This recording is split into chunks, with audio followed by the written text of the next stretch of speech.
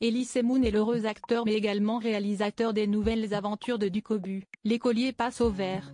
Quand l'artiste lui-même a besoin de se ressourcer, il s'éloigne aussi du béton et se repose en Corse. Dans En aparté, il se confie sur cette charmante habitation achetée il y a quelques années. Elie Semoun a le plaisir de faire la promotion de son nouveau film, le nouvel épisode de l'écolier au pull jaune et noir, Ducobu passe au vert. Cette fois, l'acteur-réalisateur s'est replongé avec plaisir dans les aventures du jeune héros en l'impliquant dans un sujet universel et ô combien d'actualité, l'écologie. L'artiste de 60 ans était convié dans le célèbre appartement de l'émission En aparté sur Canal+ ce mardi 2 avril et a pu se livrer en toute sérénité. On apprend alors qu'il possède un refuge particulier pour se détendre quand il n'est pas en Île-de-France.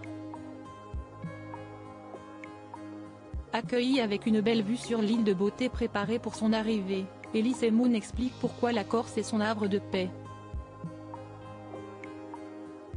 Son autre chez lui est une maison sans prétention située sur l'île qui ne donne en vérité pas sur la mer comme le voudrait le paysage affiché devant ses yeux. J'ai la chance d'avoir un petit truc là-bas, mais ça ne donne pas sur la mer, je ne suis pas assez riche encore.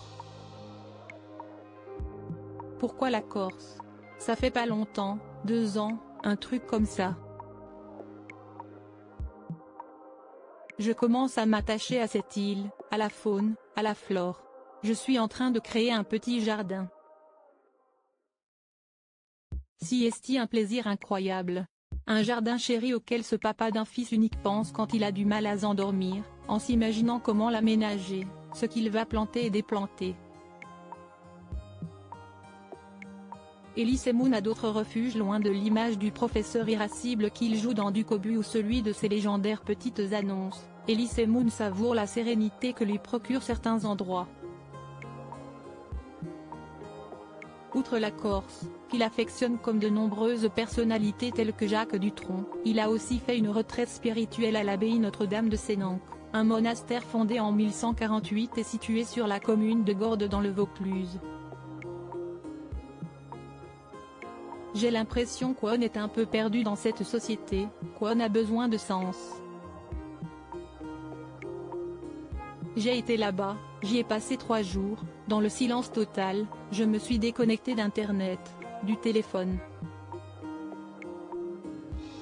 J'ai beaucoup lu, et discuté avec des frères qui étaient là, les moines cisterciens, et c'était passionnant, avait-il confié à Laurent Ruquier dans On n'est pas couché en 2016.